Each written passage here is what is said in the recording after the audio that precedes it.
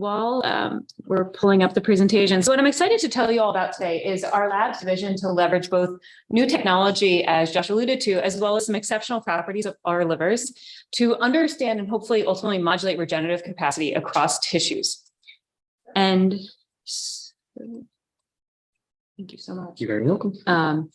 And so to this end, the fundamental question that's really motivating the work in our lab is what underlies the unique regenerative ability of some of the tissues in our body, and can we actually confer this to other tissues in the setting of disease? And so if we just think broadly about the regenerative capacity of different tissues in our body, we can largely classify them into two extremes. There are those tissues like the intestine, skin, and hematopoietic system that can continuously renew. And then those tissues like the heart, brain, and pancreas that cannot renew. And so these continuously renewing tissues owe this capacity to the presence of stem cells, which can constantly proliferate and ultimately replenish those specialized cells that are carrying out the function of these tissues. Now, these specialized cells in the process of undergoing specialization often permanently exit the cell cycle. And so we consider these cells to be terminally differentiated or permanently arrested. And so these non-renewing tissues, on the other hand, they lack stem cells and are comprised entirely of terminally differentiated cells. And the problem with this type of an arrangement is that if we ever damage or lose these specialized cells, we have no means of replacing them, and organ function can be forever impaired. And indeed, it's this loss of terminally differentiated cells in these organs that lack stem cell populations that's really underlying the morbidity and mortality of various disease states, whether it be heart attack, stroke, neurodegeneration, or diabetes. And so a longstanding goal of regenerative medicine is to somehow enable the endogenous renewal of these tissues that lack stem cell populations. But thus far, efforts to confer proliferative capacity to terminally differentiated cells have not been clinically successful. And that reinforces this notion that proliferation and differentiation are mutually exclusive. And so what I'm excited to tell you about today is that there already exists within all of us a remarkable and I think highly informative exception to this. And that's the conditional renewal of our liver. So the liver is comprised predominantly of differentiated hepatocytes, and they execute the various metabolic functions of this organ. And at baseline, there's very low turnover in this tissue. There's very low proliferation. That said, if the liver is ever injured, these cells will immediately re-enter the cell cycle and completely regenerate the organ within a matter of days. And importantly, this regeneration is driven not by a special stem cell population, but actually by the proliferation of these differentiated hepatocytes. And so we consider these hepatocytes to be quiescent rather than permanently arrested.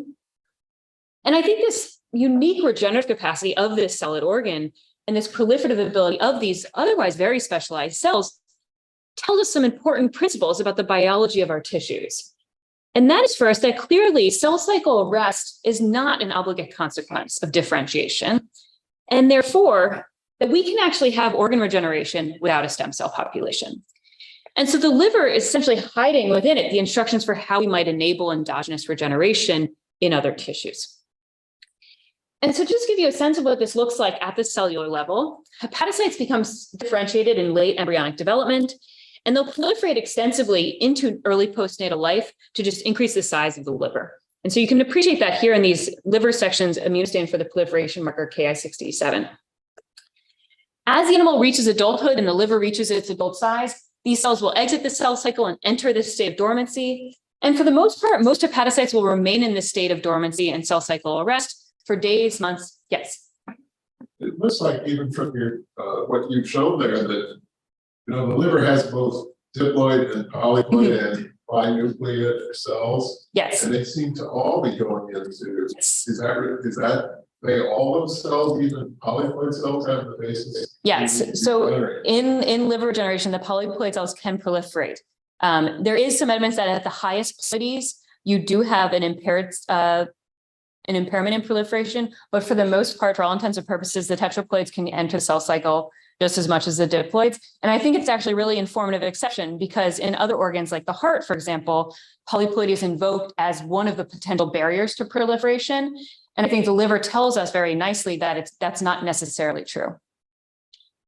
But polyploid cells that go into mitotic cycles do have an increased danger of chromosome errors. They do, and in culture that's been shown very well. And so actually in my graduate work, I was specifically focused on the chromosome segregation in these cells. And what's quite interesting is indeed, if you put them in culture, the chromosome segregation is incredibly flawed. In vivo, they do a really good job of clustering their centrosomes, and for the most part, they maintain eugloidy. So, and so they will remain dormant for very, very long periods of time. However, upon injury, whenever injury happens, these hepatocytes have this remarkable ability to re-enter the cell cycle and completely regenerate the tissue. And you can see that here in these, in this liver section that's just underwent injury, these cells are now reawakening and turning on Ki67. And so this regenerative capacity is considered across all vertebrate organisms that have livers. In humans, it's actually exploited to do living donor liver transplantation. So a family member can actually donate a portion of their liver to another family member. And in both the donor and recipient, the liver will return to its original size in about 1 month's time. In mice, the same process can occur in just 1 week. And so the mouse really offers us an incredibly tractable system to study organ regeneration in the lab. And so to study this process in mice, we can take mice and we can either surgically resect about 2/3 of the liver mass in a procedure we call partial hepatectomy. We could also administer a toxin that will kill off hepatocytes. And in response to either of these injuries, the remaining hepatocytes and the remaining liver will uniformly and very quickly re-enter the cell cycle, and they will uniformly expand the residual liver mass, such that within about 7 to 10 days, that mass of that liver is exactly what it was before the injury, and liver function has been completely restored. Yes? I'm wondering about, so liver is not just liver. Yes. You have bile ducts, you have blood vessels. What happens to those other cell types? So those cell types will also proliferate. And so I will admit, our lab has taken a very hepatocyte-centric view of this, but the other non-parenchymal and supporting cell types will also proliferate. They are proliferating as specialized cells. So more endothelial cells will give rise to more endothelial cells, fibroblasts giving rise to more fibroblasts. It appears that the hepatocytes seem to enter first, and you restore hepatocyte number, and then you do further remodeling and generation of supporting structures, but they do also proliferate. And also related to that is, how does the liver know what to stop? It's an excellent question. It's something we're working on right now. So we don't know for sure. A lot of people have thrown around the hippo pathway, which is known to be a regulator of organ size. And it is known to knock out the key kinases in the hippo pathway in a resting liver, the liver will double in size. So hippo is clearly applying some sort of brake on the system. What is signaling to hippo is entirely unknown. So we're working on this in the lab to try to understand what is the organ or organism even sensing to know. Yeah. So there are different zonations of the liver, and different zones, they have different regenerative capacity. Yes. So at baseline, there is low levels of turnover in the midline. So the liver has a microarchitecture based on where the hepatocytes are located relative to the vascular structure. So you can see a vascular structure here. And at baseline, there's very low turnover in the cells that are in the middle between two vascular structures. In the setting of an extreme injury like this, every hepatocyte can re-enter. And so although there is some heterogeneity in terms of who's turning over at low levels at baseline and how quickly they re-enter the cell cycle, in a severe enough injury, everybody can. So it really is a shared property of hepatocytes, this ability to reawaken and go back in. Yeah, you mentioned the stem cells. So I remember there's a population of this putative liver stem cells that are located at the canal. Yeah. And when you do the partial hepatotomy and then also use the drug to inhibit those stem cells, right? Yeah. So this has been an ongoing, somewhat of a debate in the field. People have identified different putative stem cell populations. I would say in the setting of standard injury, lineage tracing has conclusively shown that hepatocytes are giving rise to new hepatocytes. If hepatocyte proliferation is blocked, whether it be genetically, chemically, as you alluded to, there is the ability of cell populations that are slightly less differentiated near the vascular structures to contribute, but you only see that to any degree in cases where the hepatocytes have been somehow blocked from reentering. And so the remaining hepatocytes will uniformly expand to restore liver mass and function. And to just give you a sense of what is happening in this organ over this time period, What I'm showing you here is just low magnification images of livers in which we've either performed, from mice in which we've performed either sham surgeries. So we just open and close the abdomen, or a partial hepatectomy, in which we've gone in and resected 75% of liver. And to just get a sense of hepatocyte proliferation over the 7 days following either of these surgeries, we've administered the thymidine analog EDU to these mice continuously. And so as you can see in the setting of a sham surgery where there's no liver injury, essentially no hepatocytes are entering the cell cycle over this 1 week period. For the most part, when we overlay a hepatocyte marker, you can see that most of those few EDU positive cells you actually see are infiltrating lymphocytes in the tissue. However, over this exact same time period in the setting of partial hepatectomy, now essentially hepatocyte has reawakened throughout the liver and has contributed to the restoration of this tissue's mass and function. And so as I alluded to earlier, I first started performing these surgeries while I was a graduate student. And at the time, I was just interested in understanding how these polyploid cells would undergo chromosome segregation. And I really did not have any direct interest in regeneration. I was just exploiting it to drive a large number of cells into mitosis.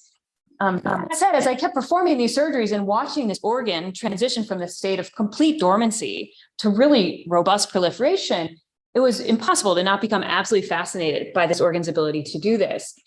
And so when I dove into the literature, what struck me was that while we have known about the liver's remarkable regenerative capacity for decades, we still have no satisfying molecular explanation for why it is that these differentiated hepatocytes can proliferate, and therefore this solid organ can regenerate, while the vast majority of other differentiated cell types and the organs in which they reside can't do so.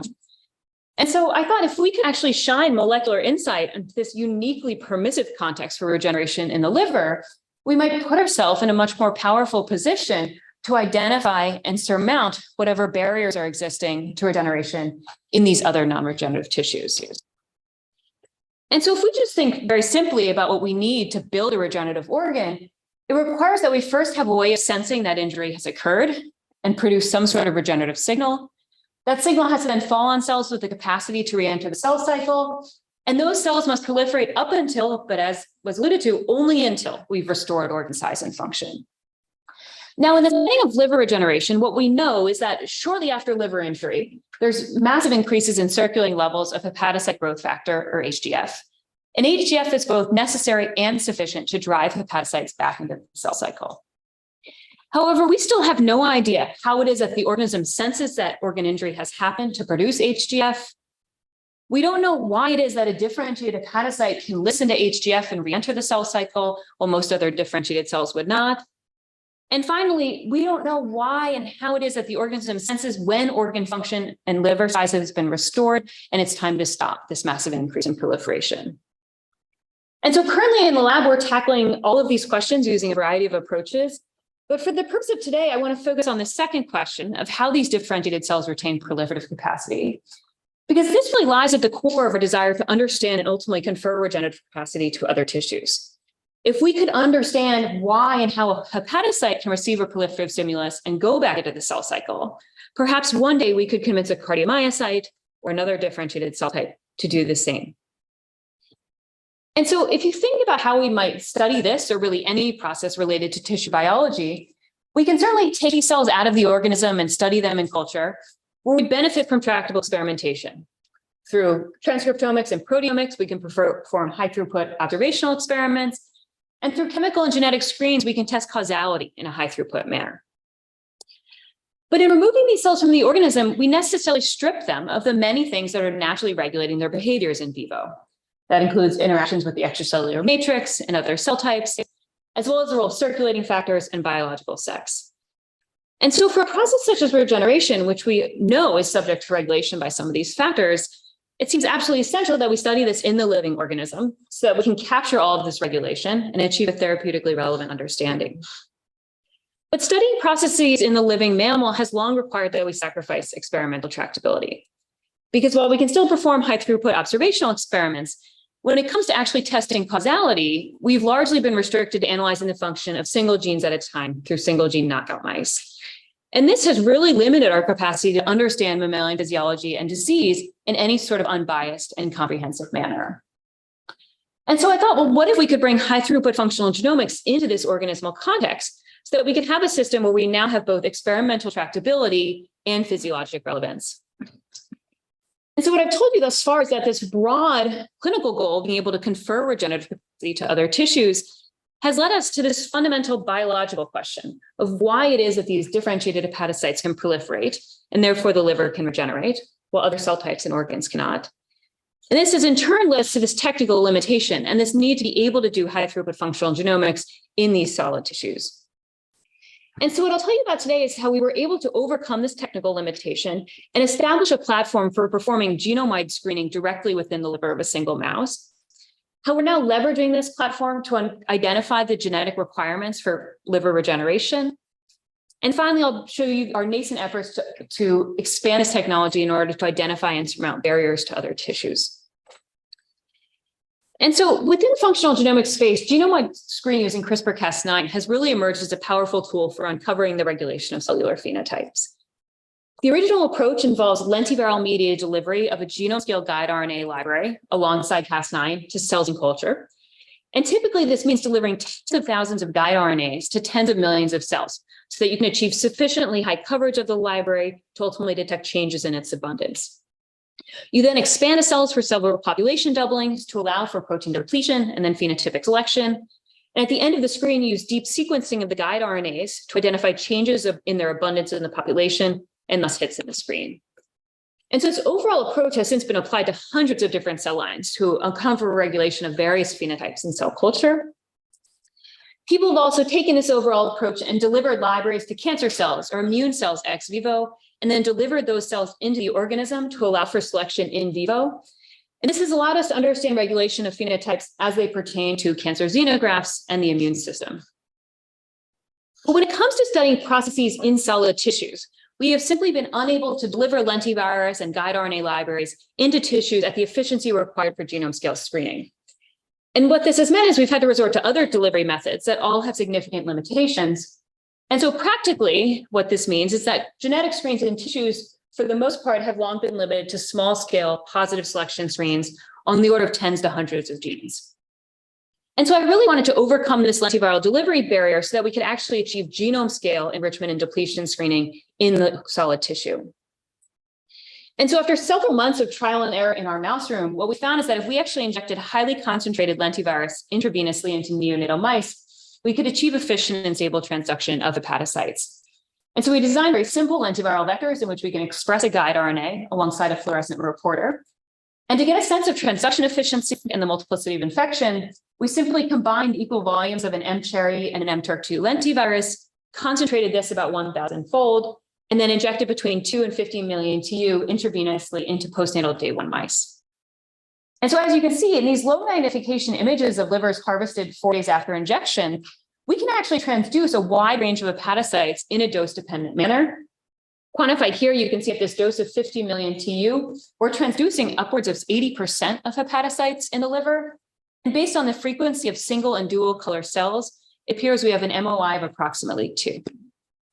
Moreover, if we injected a fine dose into mice and then harvest the livers either 4 days or 14 weeks after injection, you can see that these transduced hepatocytes are persisting stably in the liver throughout the lifetime of the animal.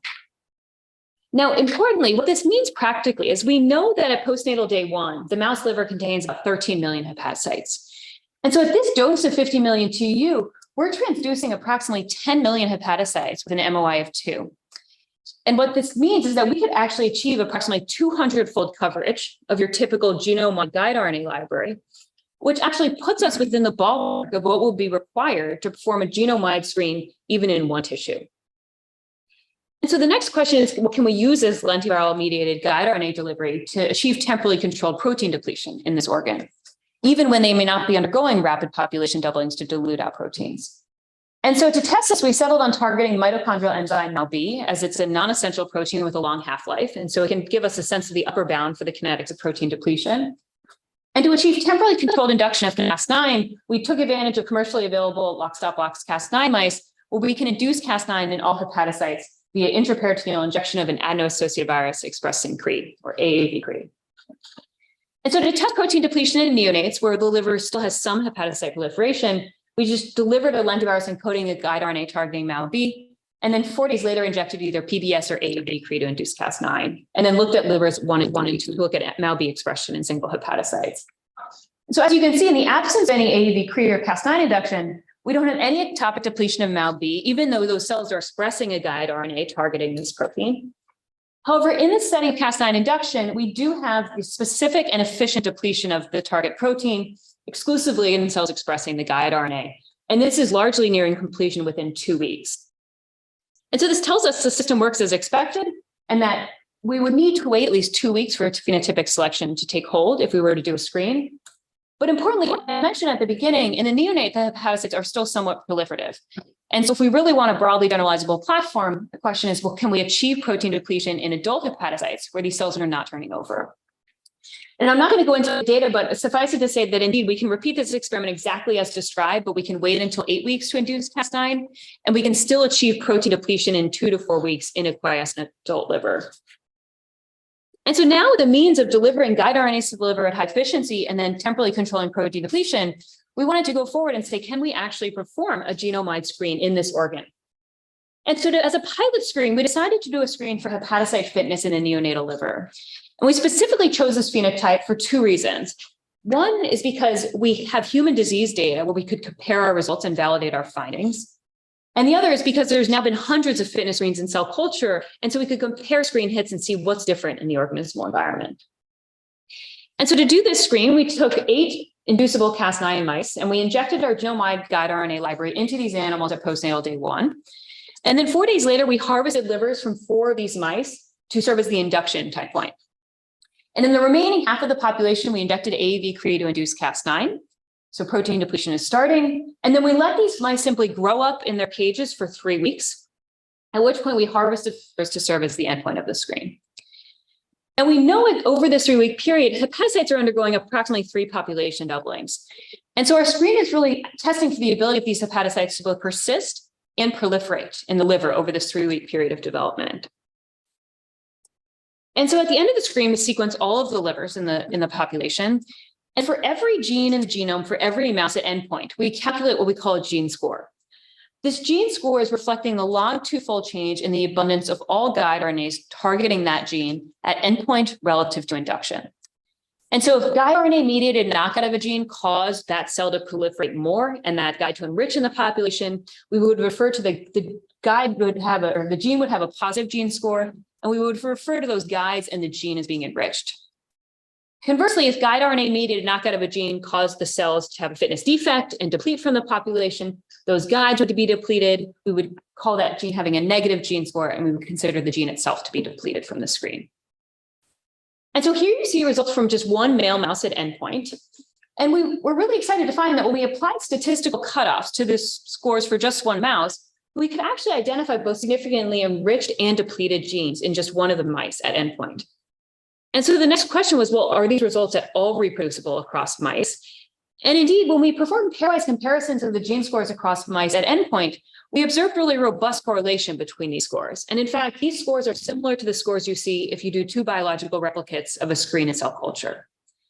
And so this tells us that we can actually perform a genome-wide screen in the liver of a single mouse, and we can readily scale the screen up across mice to provide the power of what is truly a biological replicate. And so for subsequent analyses, we combine the gene scores across all 4 mice, and this gives us the statistical power to identify an even greater number of enriched and depleted genes. And so the next question was, is this screen at all reporting reliably on the phenotype in question, in this case, fitness? And to do this, we didn't want to make any assumptions about what we know to be required for fitness in cell culture. And so instead, we turned to human disease data where we know that mutation of specific genes have effects on hepatocyte fitness. And from this, we compiled 2 lists of genes. The first is a set of genes mutated in neonatal liver failure syndromes. And so you would expect that those genes would deplete in our screen as they are required for hepatocyte viability in neonates. The second is a set of genes annotated to act as tumor suppressors in hepatocellular carcinoma in humans. And so you might expect that knockout of these genes in the liver would give them a proliferative advantage and they would enrich in our screen. And so here you see the volcano plot of the gene scores across all mice at endpoint on the x-axis with significance on y-axis. When we look to see how these 2 sets perform in our screen, we were reassured to see that indeed the genes expected to deplete were significantly depleted, and genes that we thought might enrich were indeed, in some cases, enriched. And so this tells us that indeed our screen is reliably reporting on regulation of hepatocyte fitness. And moreover, that we can actually identify enrichment and depletion in our screen with only a few population doublings. And so the next question was, well, what is required for fitness in the organism? And so we first just broadly looked at the classes of genes that were depleted in our screen to understand what hepatocytes need. And when we did gene set enrichment analysis, we found that, not surprisingly, many of the core pathways known to be essential for cells in culture were also essential in the organism. Things like the ribosome, spliceosome, and RNA polymerase. And indeed, a list of essential genes that have been annotated as a gene essential for cells in culture, for the most part, was also essential in our screen. And so perhaps not surprisingly, we find that cells in the organism are reliant on many of the same pathways as cells in culture. But as I said at the beginning, the whole purpose of bringing this technology into the organism is to uncover that broader regulation of phenotypes that we can't access in cell culture. And so very briefly, I'm going to show you two vignettes that highlight how our screening system was able to identify both sex-specific as well as extracellular regulation of fitness in the organism. So to ask whether any genes were impacting fitness in a sex-specific manner, we simply compared the gene scores in males and females. And they're shown here with the point scale to reflect the magnitude difference between the sexes. You can see that there's a handful of genes that deviate here from the midline. 3 of them, EIF2S3X, DDX3X, and CXR38, are X-linked. The remainder of the highlighted genes are autosomal. And for the sake of time, I'm just going to focus on the 2 genes that showed the greatest difference between the sexes. These were the X-linked genes EIF2S3X and DDX3X, both of which were exclusively essential in the female mice. Now, both of these genes play roles in protein synthesis. And importantly, they escape inactivation on the X chromosome, and they have paralogs on the Y chromosome that are thought to have similar function. And so what's likely happening here is that in females, knockout of these 2 genes on both copies of X causes a fitness defect due to impaired protein synthesis. But in male mice, they might be able to functionally compensate through their loss, for this loss, through these Y chromosome paralogs that would not be targeted by the guide. And so in this case, the sex-specific effect on fitness is reflected because of a sex chromosome difference and having these paralogs. But I think this highlights a unique feature of the screening system, which is that we can readily scale up across biological replicates and do screens in males and females and simply ask, well, how is biological sex actually impacting how genes are influencing a phenotype of interest? And so to then answer this next question of, is there any ways in which the extracellular environment is impacting hepatocyte fitness? We operated under the assumption that these types of regulation are not going to be present in cell culture. And so these pathways would not manifest in cell culture screens where they're no longer regulating fitness. And so we simply asked, well, are there pathways in our screen that are showing to be essential in the developing liver that are not essential in cell culture? And so to do this, we compared our screen to 2 fitness screens in mouse embryonic stem cell lines to control for any species-specific requirements, and then to 24 screens for hepatocellular carcinoma cell lines for fitness to control for any lineage-specific requirements. And when we did this, we found that there were 4 pathways that were uniquely depleted in our screen relative to all of these cell culture screens. Those were protein export, vesicular transport, antigen presentation, and glycosaminoglycan biosynthesis. Now, when we looked at the genes within these pathways in terms of how they performed in our screen, we observed 2 different trends. So for protein export and vesicular transport, we found that actually the genes in these pathways were for the most part depleted across all screens, but they were depleted to a much greater extent in our screen. So suggesting that in vivo, there's an even greater reliance on these pathways. For antigen presentation and glycosaminoglycan biosynthesis, we observed something quite different, which was that there were genes in those pathways that were uniquely depleted in our screen that never exhibited any fitness effect in cell culture screens. And so for antigen presentation, what we found is that genes involved specifically in class 1 MHC presentation were absolutely essential for hepatocyte viability. And we've done some additional experiments in the liver to suggest that hepatocytes rely on class 1 MHC expression to protect themselves from NK cell killing in the liver. Within glycosaminoglycan biosynthesis, we found that genes specifically involved in the biosynthesis of heparan sulfate, which is a component of heparan sulfate proteoglycans, were absolutely required for hepatocyte fitness in the liver. And we've done some additional analyses, and our running hypothesis is that glycosaminoglycan biosynthesis is important for helping these hepatocytes receive growth factors from the matrix and proliferate. And so to summarize what I've shown you thus far, we have established a system that has now enabled us to, for the first time, perform a genome-wide screen entirely within a single living mammal. And using this, we were able to uncover the broad regulation of cellular fitness directly within a living organism. I showed you that pathways essential for cell fitness and culture are also essential in the organism, but we further found that other genes are influencing hepatocyte fitness in a sex-specific manner, and that hepatocyte fitness is shaped by other factors, including the extracellular matrix and the immune system. And I just want to emphasize that we would have never been able to uncover either the sex-specific or this extracellular regulation of hepatocyte fitness if we studied a single hepatocyte cell line in culture. And I think this really emphasizes the power and the importance of bringing these types of high-throughput functional genomics directly into the living organism. And so within the liver, we now have an approach that's comprehensive. We can query the entire genome, and we can test for both positive and negative regulation of a phenotype. It's adaptable. We can induce Cas9 at any time point in the animal's lifetime. And provided we have a means of enriching for or staining for your favorite phenotype, we can now screen for it. And you can imagine applying this to the other CRISPR applications like CRISPR interference or CRISPR activation. And finally, it's accessible. So it requires similar reagents to cell culture screens.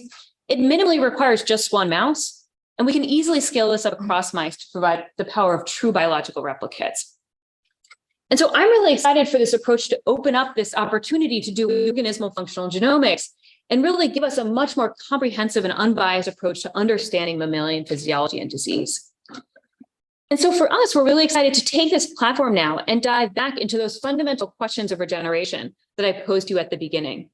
And so to finish, I'll briefly show you where we've gotten so far with trying to use this platform to understand liver regeneration.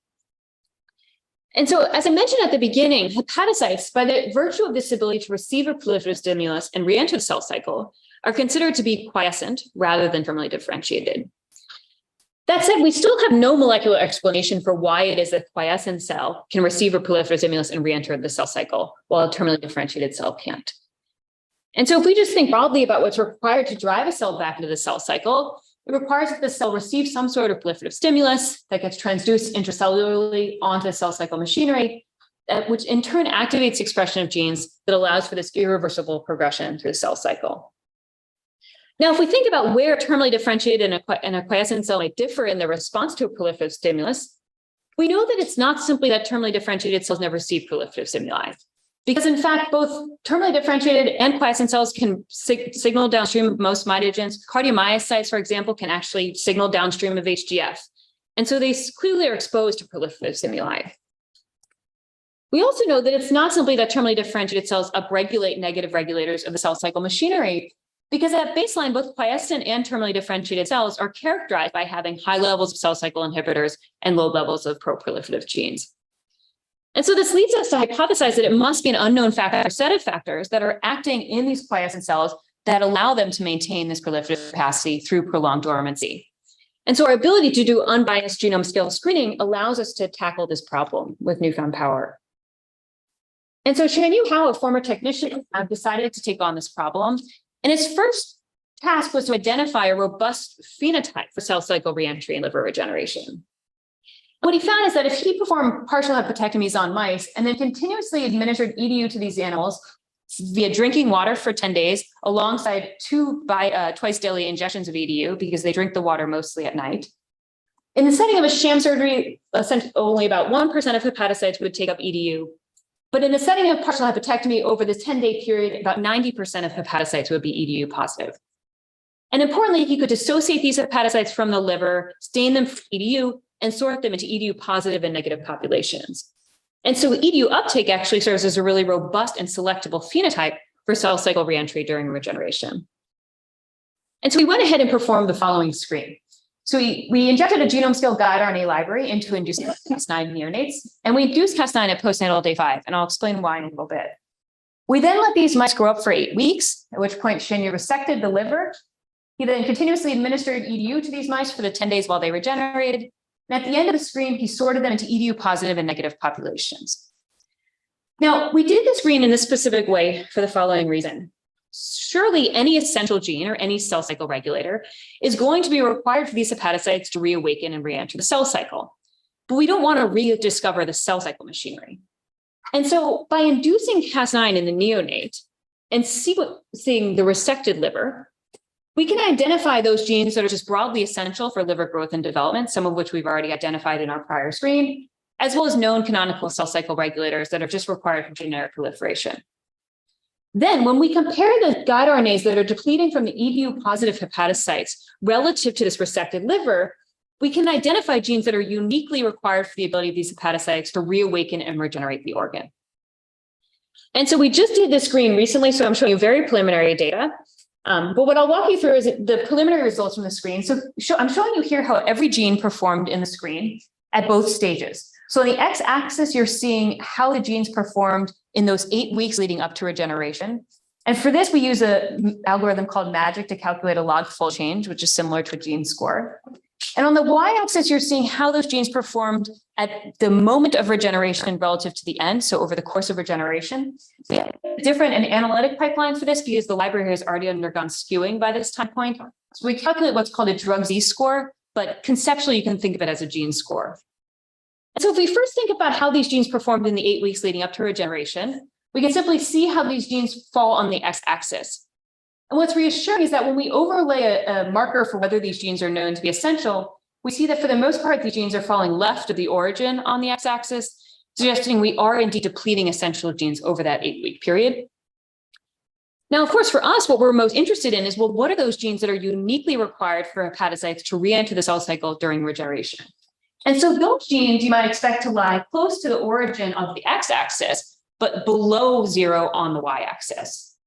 Now, if you look at this plot, it's messy and there's no obvious hits jumping out at us. And we weren't super surprised to find this because the act of sorting cells results in losses and reduces our coverage somewhat. And so we decided to move forward with a secondary screen. And so we went ahead and took the top 800 most depleted genes during regeneration, as well as the top 200 most enriched genes during regeneration.